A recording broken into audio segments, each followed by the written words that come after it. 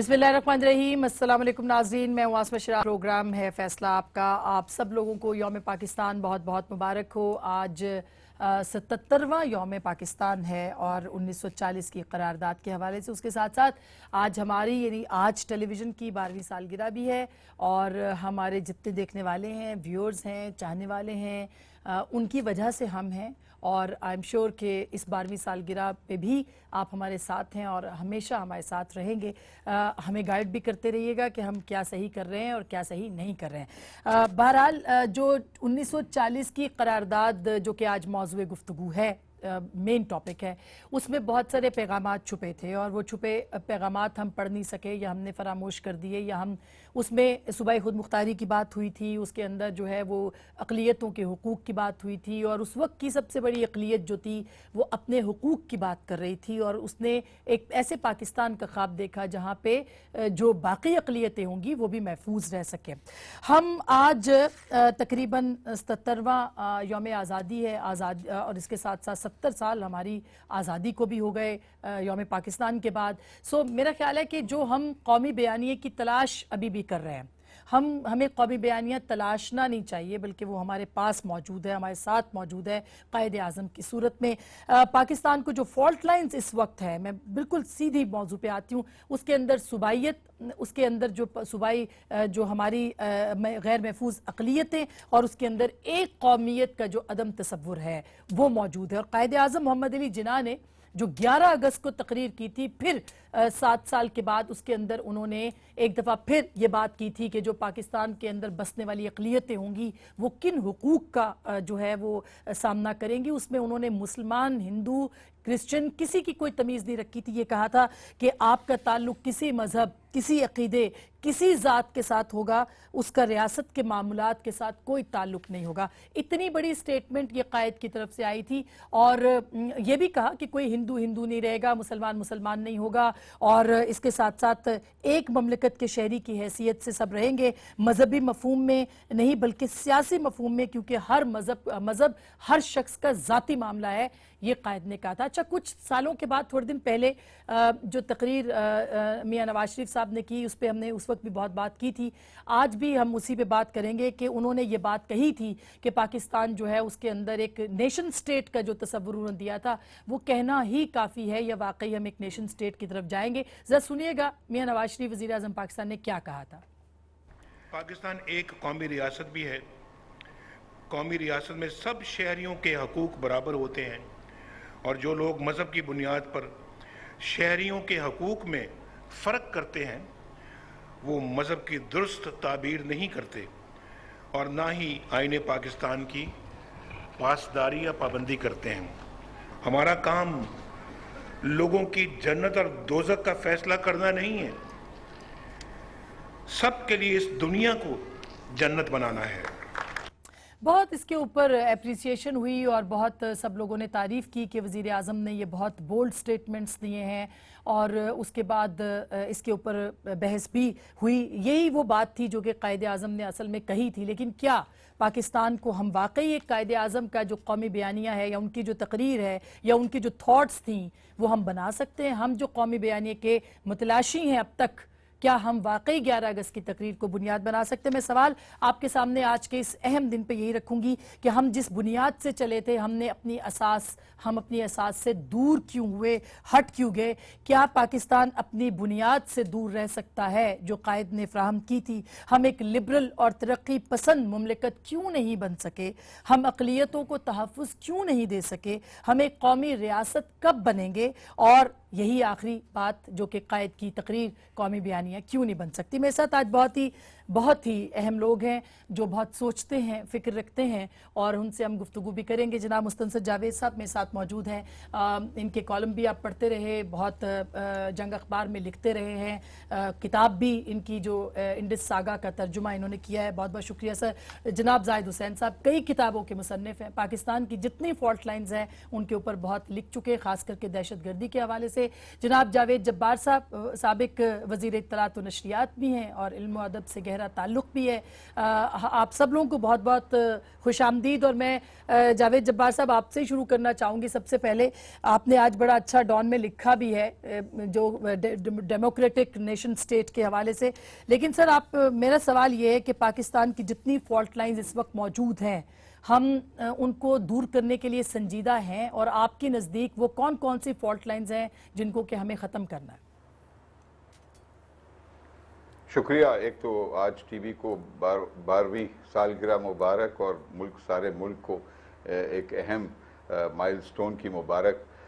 Asma be be کیا کرنا چاہیے؟ دیکھیے کچھ حد تک ہم نے کوشش کی کہ قائد اعظم کے تصور کے مطابق ہم آگے بڑھیں, اور کچھ حد تک ہم نے وہ فاصلہ طے بھی کیا ہے.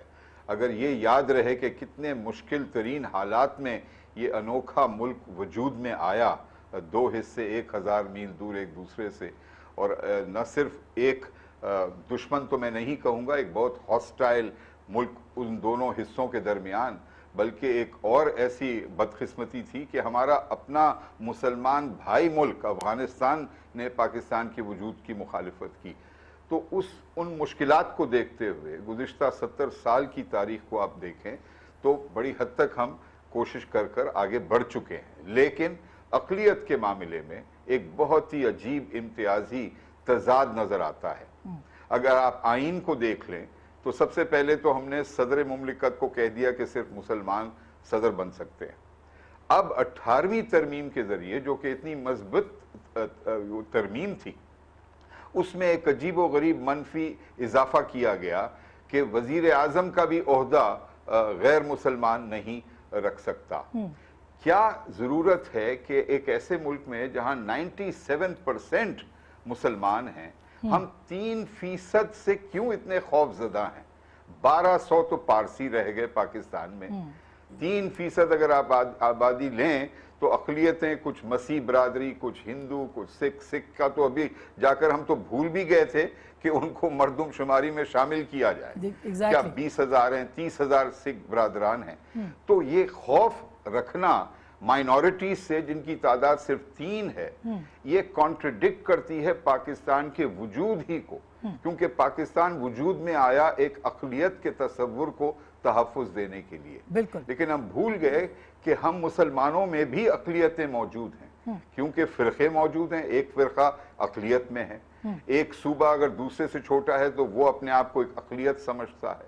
تو اقلیت کا احترام مرکزی ایک بنیاد ہونی چاہیے ہمارے وفاق کی, ہمارے پارلیمنٹ کے قانون سازی کی, اور سب سے زیادہ اہم ہمارے معاشرے میں ہمارا طرز, ہمارا انداز بیان, ایک دوسرے کے رشتے میں یہ موجود ہونا چاہیے. اور بڑی حد تک یہ موجود ہے, لیکن ایک حصہ ہے ملک کا جو اسے تسلیم نہیں کرتا. اچھا, میں تو ویسے زاہد صاحب, میں تو یہ لفظ اقلیت سے ہی خار کھاتی ہوں. مطلب یہ لفظ اقلیت جو ہے یہی نہیں ہونا چاہیے. جب ہم ایک قومی ریاست کی بات کرتے ہیں, جو کہ ہم نہیں ہیں اس وقت انفارچونیٹلی, اور ہم نے بننا ہے, لیکن اس کے اندر بھی اقلیت کا لفظ تو نہیں ہونا چاہیے. بالکل بات صحیح ہے. جب پاکستان بنا تھا تو ایک I بہت agree with واضح you. ایک جو بھی کمیونٹی اپنے آپ کو دین کے ذریعے شناخت کروانا چاہتی ہے, جی جبار صاحب, جاوید صاحب, میں دوبارہ آپ کے پاس آتی ہوں. زاہد صاحب کو بھی سن لیتے ہیں اس موضوع کے اوپر. وہ دیکھیں, یہ بات بالکل صحیح ہے کہ جب پاکستان بنا تھا تو بہت ایک لحاظ سے جو تصور تھا پاکستان کا تو بہت واضح تھا. جو کہا جاتا تھا کہ مسلمانوں کے لیے ایک ملک بنے گا, اس کا مطلب بہت واضح تھا کہ جو ہے مسلمانوں کے حقوق کا تحفظ کرنا تھا. لیکن اس کا مطلب یہ تھا کہ جتنے لوگ پاکستان میں بسیں گے وہ سب کے سب پاکستانی ہوں گے, اس میں کوئی اختلاف کی گنجائش نہیں ہوگی.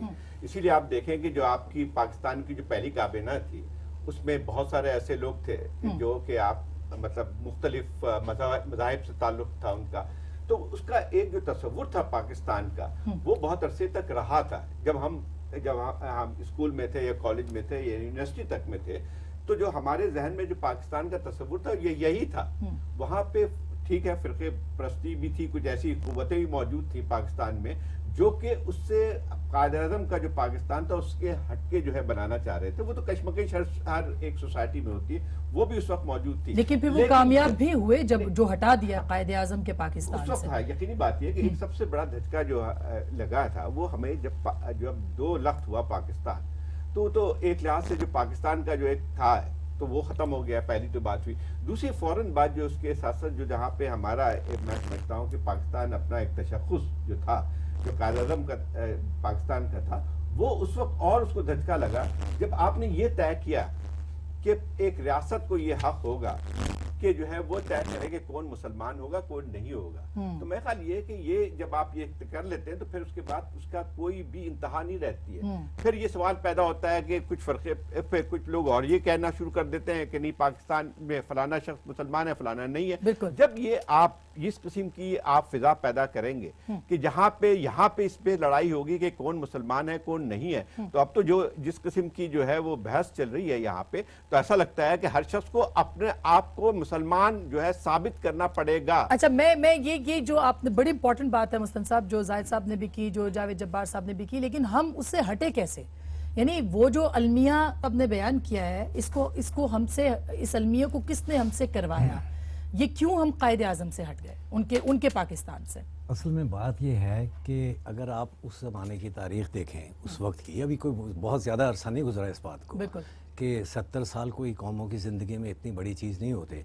उस ज़माने में ही कायदे आज़म जब यहाँ तशरीफ़ लाए, जब 11 अगस्त की जैसे तकरीर के हवाले से, 11 अगस्त वो पहला दिन है जब दस्तूर साज़ असम्बली, नई दस्तूर साज़ असम्बली का पहला इजलास हुआ था।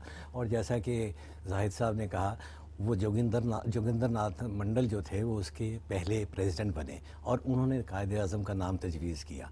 अब ये सूरत हाल है कि 7 अगस्त को वो पाकिस्तान आए, कायदे आज़म कराची पहुँचे, यानी 7 अगस्त उनका पाकिस्तान शुरू हो गया। अब 7 अगस्त के बाद वो 13 महीने सिर्फ जिंदा रहे, 13 महीने और 3 दिन या 4 दिन।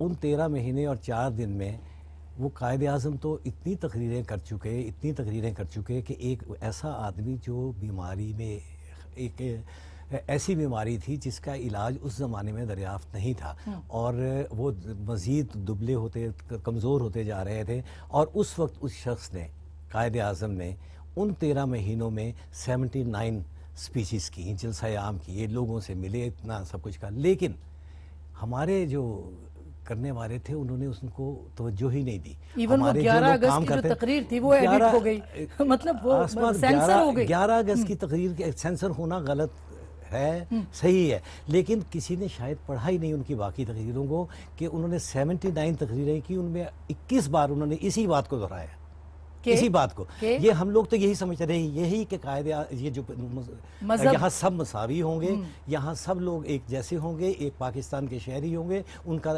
मजहब उनका अपना है, मजहब जहाँ जिस मस्जिद में जाए, और इसी तरह की बात है। मिसाल के तौर पे उन्होंने एक और तकरीर की, एक क्या 18, 20, 21 तकरीरें ऐसी हैं जहाँ उन्होंने मुख्तसर तरीके से या तवील अंदाज से बहुत ऐसी बातें कहीं, लेकिन हम सिर्फ उसी तकरीर पे क्यों जिद करते हैं? उन्होंने इस्लाम का नाम भी लिया। हमारे जो साथी लिबरल थे, उन्होंने लिबरल लेफ्ट था, उन्होंने कोशिश की कि उसमें से वो चंद लफ्ज़ निकाल दें, लेकिन और हमारे जो इस फंडामेंटलिस्ट थे उन्होंने वो सब बातें कहा कि ये तो है ही नहीं, जिसके पसंद की जो चीज़ थी वो उसने अडॉप्ट कर ली। जब आप कह रही हैं ना कि क्या हुआ, किस वजह से हुआ, दरअसल मुझे तो यूँ लगता है, मैंने जितना मैं पढ़ सका हूँ, जावेद जब्बार साहब इस बारे में ज़्यादा शायद इल्म रखते हों, कि हमने जितने भी जैसे ही पाकिस्तान बना और हमने कायदे आज़म को एक अलग बिठा दिया कि आप बीमार हैं, प्लीज़ आप कोई काम ना करें, हमें करने दें, क्योंकि जो लोग अपने वेस्टेड इंटरेस्ट, ये ब्यूरोक्रेसी, ये बिल्कुल जावेद जब्बार साहब, मैं नहीं कहूँगा नाम लेने क्या, गुलाम मोहम्मद चौधरी, मोहम्मद अली और दूसरे ऐसे बहुत से लोग, और कुछ दूसरे हमारे एस्टेब्लिशमेंट के लोग भी, मिलिट्री एंड सिविल ब्यूरोक्रेसी जो थी उसने वो किया। ऐसे हुआ। जावेद जब्बार साहब, ये अलमिया जो हुआ है हमारे साथ के, यानी हमारी तारीख जो है वो सेंसर शुदा, मतलब ज़ियाउद्दीन साहब ने हमारे शो पे बताया कि डॉन के एडिटर जो थे उन्होंने पूछा कायद से कि ये 11 अगस्त की जो तकरीर थी आपकी, ये किस तरह से एडिट हुई, तो उन्होंने कहा कि मुझे नहीं पता कि किस तरह से एडिट हुई। सो मतलब ये अलमिया तो पहले ही दिन से शुरू हो गया, तो रियासत की डायरेक्शन क्या सिविल मिलिट्री ब्यूरोक्रेसी ने रखी, ना कि कायदे आज़म?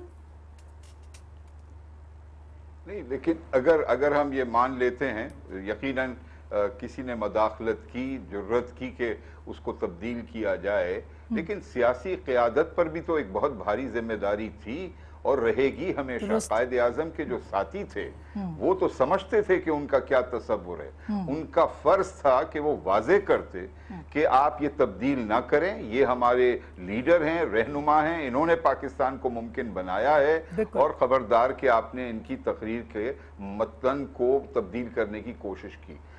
بی بی دیکھیے، ایک طرف قائد اعظم کی تقریر اور تصور ہمارے ایک رہنما کے طور پر رہنا چاہیے ہمیشہ، لیکن ہم پیورلی فرام دا پاسٹ کو نہ دیکھیں۔ ہر ملک، ساری دنیا تبدیل ہو رہی ہے۔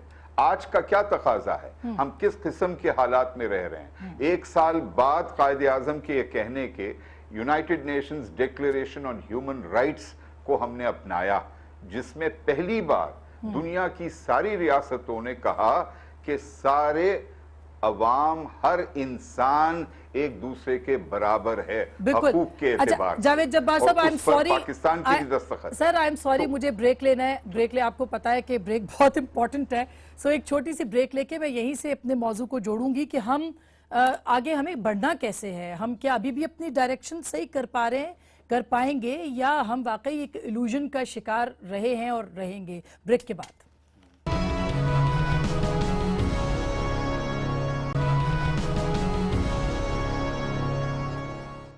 ویلکم بیک ناظرین، ایک دفعہ پھر آپ کو خوش آمدید کہتے ہیں، اور ہم بریک سے پہلے بات کر رہے تھے کہ وے فارورڈ کیا ہے، ہم نے کیا کرنا کیا ہے، اب کیا واقعی ہم جو غلطیاں کر چکے ہیں ان کو سدھارنا چاہتے ہیں۔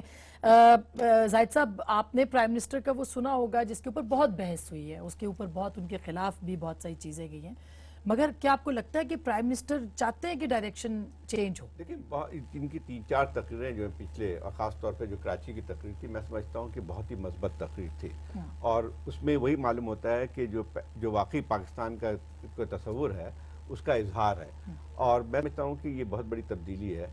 کیا جیسے ہم ابھی بات کر رہے تھے بریک میں کہ وہ وقت تھا جب کہ شہباز شریف کچھ اور تقریر کرتے تھے، یا جو ہے نواز شریف صاحب جو ہے اپنی پہلی حکومت میں امیر المومنین بھی بننا چاہتے تھے، بہت کچھ ہوتا تھا، لیکن مطلب یہ ہے کہ بہت بڑی تبدیلی آئی ہے، اور بہت ہی مثبت تقریر کی بات نہیں ہے، بہت ساری چیزیں اور بھی ہوئی ہیں، جیسے یہ کہ حکومت خاص طور پہ جو ایک لحاظ سے جو شروع میں ہچکچاہٹ تھی انتہا پسندی کے خلاف، یا جو ہے ملیٹنٹ یہ ٹیررزم کے خلاف، اس میں بھی جو ہے بہت فرق آیا ہے۔ ایک چیز صاف معلوم ہوتی ہے کہ جو ہے حکومت کی اب جو ہے کوششیں ہیں کہ وہ اس چیز کو پاکستان میں جو ہے جو اس قسم کی انتہا پسندی اس کو کسی طرح سے راستہ تبدیل کیا جائے۔ مشکلات بہت ہیں، لیکن مسئلہ اصل بات آتی ہے کہ یہ لڑائی ابھی بہت آسان نہیں ہے، اتنی گہرائی میں چلی گئی ہے اس ملک کے اندر مذہبی انتہا پسندی کہ اس کو جو ہے بہت آسانی کے ساتھ ہٹایا نہیں جا سکتا ہے۔ جیسے وزیر اعظم کی جب تقریر تھی اس میں کون سی ایسی بات تھی کہ جس کو آپ جو ہے وہ متنازع بنایا جائے؟ میرے خیال یہ وہی تقریر تھی جو کہ قائد اعظم نے جو ہے وہ کی تھی، اسی کا ایک لحاظ سے، تو اس کے اوپر بھی جو آپ جو پڑھ لیں، جو لوگوں کی سن لیں، تو ایسا معلوم ہوتا ہے کہ پتہ نہیں انہوں نے کون سا گناہ عظیم دے دیا ہے۔ میرے خیال یہ کہ سب سے بڑی پاکستان کے لیے آج جو ہے ایک جس کو کہتے ہیں کہ پاکستان کے تصور اور پاکستان کی بقا کے لیے سب سے بڑی بات یہ ہے کہ جو یہ تفرقہ پیدا ہوا ہے کہ آپ جو ہے یہ کہا جائے کہ بھئی کہ فلانا مسلمان ہے یا فلانا، مجھے بتائیے کہ اسلام یہاں پہ کہاں سے متنازع ہے؟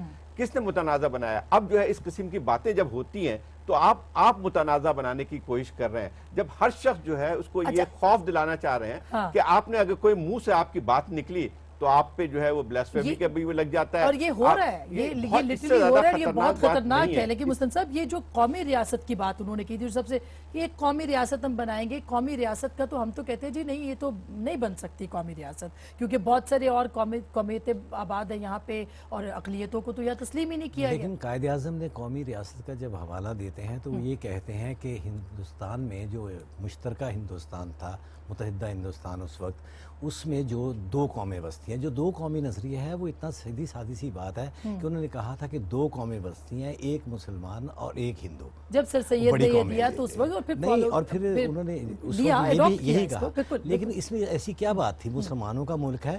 دیکھیے، اسلام ایک آئیڈیل ہے، اس تک پہنچنے کی کوشش کرتے رہنا چاہیے، لیکن یہ مسلمانوں کی ریاستیں ہیں، ورنہ مسلمانوں کی ریاستیں جیسے یہ ہے ایک نیشن سٹیٹ مسلمانوں کی ہے، یہاں مسلمان بستے ہیں اکثریت میں، بے شمار اکثریت میں، تو اس لحاظ سے ہمیں یہ ایک قوم کیوں نہیں ہے، ہم کس طرح نہیں ہے، پوری طرح اس وقت پوری طرح ایک قوم تھے اور اب بھی قوم ہے۔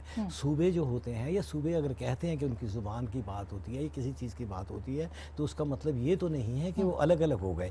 ہمیں دراصل اصل بات یہ ہے کہ ہم وہ سب کچھ کرنا نہیں چاہتے، ہم چاہتے ہیں کہ یا تو ہم ہیں یا میں ہوں یا آپ ہیں، اس کے علاوہ اور کچھ نہیں ہے۔ جو میں کہتا ہوں وہ ٹھیک ہے اور اس کے علاوہ جو آپ کہتے ہیں وہ سب غلط ہے۔ آپ یہ سمجھتے ہیں کہ پرائم منسٹر یہ کر پائیں گے جو انہوں نے کہا ہے اس کے اوپر؟ دیکھیے یہ پچھلے 70 سال میں ایسی بات کسی نے نہیں کہی جو پچھلے چند ہفتوں میں یا مہینوں میں نواز شریف دہرا رہے ہیں مختلف باتیں اسی حوالے سے۔ اور یقیناً اتنا کہنا بھی ایک دراصل ہمارے ہاں جو بھی چیز چلتی ہے اوپر سے ٹرکل ڈاؤن ایفیکٹ ہوتا ہے۔ جب ٹرکل ڈاؤن ایفیکٹ ہوتا ہے، جب گورنمنٹ چاہتی ہے، جب لوگ تبدیلی نیچے سے تو یہ کوئی کہے تو صحیح۔ جاوید صاحب آپ اگری کرتے ہیں کیونکہ جو مستن صاحب کہہ رہے ہیں وہ یہ کہہ رہے ہیں کہ پچھلے 70 سال میں جو ہوئی وہ پرائم منسٹر نے بھی کہی ہے، تو یہ کیا واقعی قومی بیانیے کی طرف کا سفر ہے جو کہ انہوں نے شروع کیا ہے یا بس صرف محض تقریر کی حد تک ہے؟ نہیں، میں سمجھتا ہوں تقریر کی اپنی ایک اہمیت رکھا جانا چاہیے، کیونکہ وزیر اعظم یہ فرما رہے ہیں اور بڑے تاخیر سے یہ بات فرما رہے ہیں تو ہے، اس کی اہمیت ضرور ہے۔ لیکن بی بی ساتھ یہ بھی یاد رہے کہ قوم کا جب ریفرنس آتا ہے تو قوم صرف ایک ہی طریقے سے آپ نہیں اس کا مقصد نکال سکتے۔ ایک قوم ہوتی ہے جو نسلی طور پر قوم ہوتی ہے، مثلا چینی قوم میں 80% ہان چائنیز ہیں، 20% نان ہان ہیں۔ ہم ایک چین کی طرح قوم نہیں ہیں۔ We are not an ethnic nation like Egypt for example، جہاں پر ایک ایتھنیسٹی ہے عربز کی یا ترک قوم ہے۔ ہم ایک انوکھی قومیت کے مالک ہیں کیونکہ مختلف قوموں نے مل کر یہ معاہدہ کیا کہ ہم مسلمان ایک ریاست بنائیں گے۔ تو ہمیں صبر کرنا چاہیے کہ ہمارے قوم کی جو ایولیوشنری پروسیس ہے صرف 70 سال نہیں، 150 سال نہیں، 400 سے 500 سال لگ سکتے ہیں کہ ہم جا کر ایک ایتھنک ایک قوم بنے۔ اور اگر نہ بھی بنے تو اس کی کوئی ہمیں خدشہ نہیں ہونا چاہیے، کیونکہ ہم اپنی قومی شناخت محفوظ رکھتے ہوئے بھی پاکستان کی قومیت کو اپنا سکتے ہیں، پاکستانیت کے تصور کو اپنا سکتے ہیں، چاہے آپ کسی بھی خطے سے تعلق رکھتے ہوں، چاہے آپ کسی دین سے تعلق رکھتے ہوں۔ لیکن کوئی نقطۂ آغاز تو ہوگا آپ کے خیال میں؟ جی، نقطۂ آغاز تو ہوگا نا اس کا، کوئی آپ کو لگ رہا ہے کہ اس کا آغاز ہو گیا؟ ہوگا، بالکل ہو چکا ہے۔ دیکھیے گزشتہ 40 سال 45 سال سے زیادہ 1971 کے بعد آج تک پاکستان محفوظ ہے۔ یہ خود ایک معجزہ ہے۔ یہ وہ ریاست ہے جس کو سردار ولبھ بھائی پٹیل جو ہندوستان کے داخلی وزیر تھے، وزیر داخلہ تھے، انہوں نے فرمایا تھا کہ جی پاکستان 6 مہینے نہیں بچے گا۔ پہلے تو ہم 24 سال بچ گئے، اب ہم 45 ایئرز تک ہم نے سروائیو کیا ہے۔ 18ویں ترمیم کے بعد ہماری وفاق کی نوعیت بھی مضبوط ہوئی ہے، لیکن ابھی بھی کئی مراحل سے ہمیں گزرنا ہے۔ تو میں سمجھتا ہوں کہ آج جیسے دن ہمیں یاد رکھنا چاہیے کہ قوم کا تصور خود ایوالو کر رہا ہے، تبدیل ہو رہا ہے، اور اس میں ہمیں بے چینی اور وہ صبر کا مظاہرہ ضرور کرنا ہوگا۔ زاہد صاحب میں بریک کے بعد نہ لے لوں آپ کا پوائنٹ آف ویو، کیونکہ مجھے پھر کہا جا رہا ہے بریک کا۔ ایک چھوٹی سی بریک کے بعد ہم واپس آتے ہیں، اس گفتگو کو جاری رکھیں گے پازیٹیو نوٹ کے ساتھ، ہمارے ساتھ رہے گا۔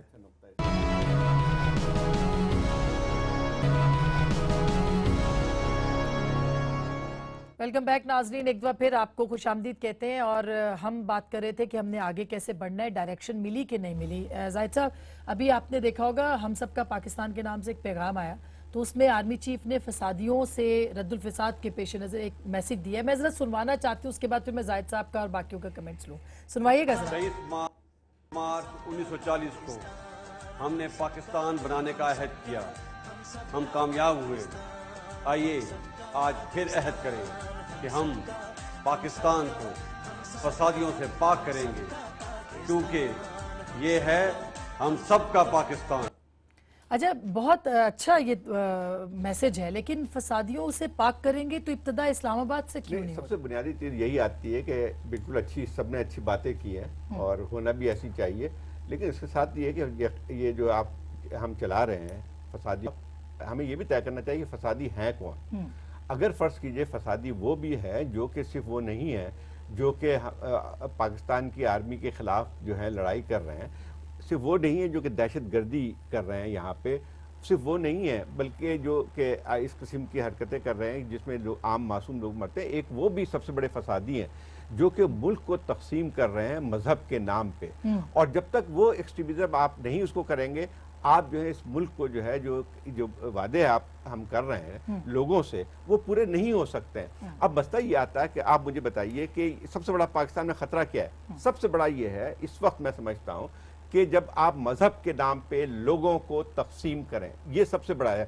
ایک تو یہ بات ہوئی. دوسری بات ہے کہ جاوید جبار صاحب نے بہت اچھی بات کی کہ جب ہم قوم کی بات کرتے ہیں تو قوم اس وقت بنتی ہے جب آپ مختلف لوگوں کو، مختلف زبان بولنے والوں کو، مختلف قومیتوں کو، پاکستان ایک ملٹی نیشنل اسٹیٹ بالکل، اور آپ جب تک اس چیز کو ریکگنائز کریں گے، اور اچھی بات ہے ہم نے اس میں کافی پروگریس بھی کی ہے. 18ویں امینڈمنٹ کے بعد جو ہے ہم نے ایک فیڈرل سسٹم اسٹرکچر بنایا. لیکن وہی بات آتی ہے کہ جو بعض لوگوں کا خیال یہ ہے کہ کوئی قوم اوپر سے مسلط کی آتی، نہیں، سب مسلمان ہیں لیکن سب کی اپنی زبان بھی بولتے ہیں، اپنی قومیت سے بھی تعلق رکھتے ہیں، اور اس چیز کو ہمیں تسلیم کرنا پڑے گا. اور اسی کے ساتھ اگر لوگوں کو ان کے جو ہے حقوق ملیں گے تو ایک مضبوط پاکستان بنے گا. اور وہ اس کے لیے مستنصر پھر یہ اس کے لیے کیا ہوگا؟ کیونکہ جو میں نے بائٹ چلائی نا تو اس کا ایک پرپز ہے کہ مطلب ہم یہ کہتے ہیں کہ ہم دہشت گردی کے خلاف ایک نیریٹو بنانے کی بات کریں، اور وہ نیریٹو جو ہے، دوسرا جو نیریٹو ہے وہ بڑا سٹرونگ ہے خود آپ کے دارالحکومت کے اندر، اور سٹرونگ ہوتا چلا جا رہا ہے. فسادیوں کو تو کنٹرول کرنے کی بات کوئی نہیں کر رہا اس وقت یہاں پہ. نیریٹو کی جو بات ہے، میں پھر واپس جاؤں گا تھوڑا سا تاریخ میں کہ نیریٹو جو ہے قائد اعظم کی، جو میں کہنا بھی چاہ رہا تھا اس وقت آپ کے پاس کم ہوتا ہے عام طور پہ، تو قائد اعظم کی وہ تقریریں جو انہوں نے پاکستان بننے کے بعد کی ہیں، آپ اس میں سے کہیں سے بھی اٹھا کے ملا کے بیٹھیں، سب 10-20 لوگ آپ جیسے پڑھے لکھے اور دوسرے لوگوں کی طرح بیٹھے اور اس میں سے نیریٹو نکال لیں. وہ بار بار جو قوم کا اگر انہوں نے قائد اعظم پہ بھی فتوے نہ لگا دیے، نہیں، قائد اعظم پہ فتوے کیا لگانے، انہوں نے تو کسی نے دیکھا ہی نہیں ان کو. تو میں نے جیسے پہلے شروع میں عرض کیا تھا کہ انہیں الگ سے بٹھا دیا گیا کیونکہ مقاصد ویسٹڈ انٹرسٹ کسی لوگوں کا، دوسرے لوگوں کا، بیوروکریسی کا، اور ان کا دوسرا تھا. اب صورتحال یہ ہے کہ اگر ایک بڑی اچھی بات ہے کہ وزیر اعظم اور اس کے ساتھ ساتھ افواج کے سپہ سالار بھی دونوں ایک ہی صفحے پہ اس حوالے سے نظر آ رہے ہیں کہ مذہب کے نام پہ ہم لوگوں کو الگ الگ نہیں کرنے دیں گے، ان کو سب کو متحد کریں گے. اس کے معنی یہی نکلتے ہیں، صاف ظاہر ہے. تو اس صورتحال کو ہمیں کیپچر کرنا چاہیے، اس کو لے کے آگے بڑھنا چاہیے، اور اسی کو وہ بنیاد بنانی چاہیے جو ہم 70 سال سے جس کا انتظار کر رہے ہیں. اس سے وہ بنیاد بن سکتی ہے. ان 4-5 تقریروں سے، اس فسادیوں کے خلاف لڑنے سے ایک نیریٹو جو ہمارا ہے، آپ نے پوچھا تھا نا کہ نقطۂ آغاز کیا ہو، یہ نقطۂ آغاز ہو سکتا ہے. بالکل. یہ جاوید جبار صاحب، یہ جو نقطۂ آغاز کی ہم بات کر رہے تھے کہ وہ جو نیریٹو جس کو ہمیں چاہیے ان فسادیوں سے نمٹنے کے لیے، رد الفساد کے لیے، اس کے لیے سیاسی اجتہاد کی جگہ پارلیمان کیوں نہیں بن سکتی اس قومی بیانیے کے ساتھ جو قائد نے دیا تھا؟ جی نہیں، ایک اتفاق بن سکتا ہے، لیکن سیاسی اتفاق جو 18ویں ترمیم کے وقت قائم ہوا اس میں ایک فلا بھی تھا جس کو میں نے شروع میں عرض کیا تھا کہ کیا ضرورت تھی 18ویں ترمیم میں آپ ایک اور ایکسکلوڈ کریں کہ غیر مسلمان وزیر اعظم نہیں ہو سکتا. بھائی کوئی خطرہ نہیں ہے اس ملک میں کہ کوئی ہندو یا مسیح برادری کا وزیر اعظم بن جائے گا. تو میں یہ کہہ رہا ہوں کہ اتفاق ایک بظاہر تو بڑی اچھی بات ہے، لیکن اتفاق کے پس منظر میں اگر دیکھیں تو it can be misused. کئی دفعہ مذہبی جماعتوں کے بلیک میل میں آ کر حکومت وقت ہمیشہ خوف زدہ اور پیچھے ہٹتی رہی ہے، جبکہ پاکستان کی عوام نے ہمیشہ 70 سال میں ثابت کیا ہے کہ سیاسی سوچ کے مطابق وہ ہمیشہ ایک ترقی پسند روشن خیال سیاسی جماعتوں کی حمایت کرتی ہے. تو اس وقت ضرورت ہے نواز شریف صاحب کو کہ سارے جو اسکول کی تعلیم سے لے کر یونیورسٹی ایجوکیشن تک، باوجود اس کے کہ 18ویں ترمیم کے بعد صوبے نہیں چاہتے کہ جی آپ مداخلت کریں ہمارے ٹیکسٹ بکس میں، لیکن ایک قوم اگر بنانا ہے، ایک ریاست اگر رکھنی ہے تو وفاق کا بھی ایک رول ہونا چاہیے. اور اس وقت جو بچوں کو پڑھایا جاتا ہے پہلی جماعت سے لے کر 10ویں جماعت تک، ایک بہت ہی منفی بگڑی ہوئی ہسٹری پڑھائی جاتی ہے، اور جس میں مسلمان اور غیر مسلمان کے فرق کو صحیح طور پر نہیں پیش کیا جا رہا ہے. تو تعلیمی نظام میں اور میڈیا میں اور سول سوسائٹی اور پولیٹیکل سوسائٹی میں جو گفتگو ہوتی ہے اس میں احترام، ایک دوسرے کا احترام، ٹالرنس نہیں برداشت کرنا. ایسا لگتا ہے کہ میں احسان کر رہا ہوں. بہت بڑی بات. احترام کا ویلیو. بالکل یہ بہت. دیکھیں ایک بات وہی بھی آتی ہے، دیکھیں اس میں سب کی ذمہ داری آتی ہے کہ اگر فرض کیجئے کہ ایک ایسی سوسائٹی جہاں پہ آپ جو ہے ایک مذہب کو ایک ہتھیار کے طور پہ استعمال کریں یا اپنے جو بھی آپ کے عزائم ہیں اس کو استعمال کریں تو اس کو ختم کرنا پڑے گا. یہ بات بالکل صحیح جاوید جبار صاحب نے کی ہے کہ آپ جب تک جو ہے اپنے نصاب کو تبدیل نہیں کریں گے لوگوں کے ذہن میں، کیونکہ لڑائی جو ہے نا وہ یہ ہتھیاروں سے نہیں لڑی آتی ہے، وہ سوچ اور نظریے کے ساتھ وہ ایک نظریے کی لڑائی ہے، ایک سیاسی لڑائی ہے. اب مجھے بتائیے، آپ کے اسی پہ بات آتی ہے، خود ہمارے جو ہے میڈیا کی بات آتی ہے. دیکھیں میڈیا اگر اس قسم کی چیزوں کو پھیلاتا ہے تو آپ مجھے بتائیے کہ اس کے اثرات جو ہیں اس ملک میں لوگوں تک کتنے پہنچیں گے. اور سب سے خوفناک جو آج چیز بن گئی ہے، ٹھیک ہے ایک لحاظ سے میڈیا کی آزادی کے لیے ہم سب نے لڑائی لڑی ہے، لیکن جو آج جو اس قسم کی بعض دفعہ آزادی ہوتی ہے اس سے آپ اگر لوگوں کو ایک انسائٹمنٹ ہے، ایک وائلنس ہوتی ہے تو وہ بالکل جس طرح کے بالکل بہتان اور الزام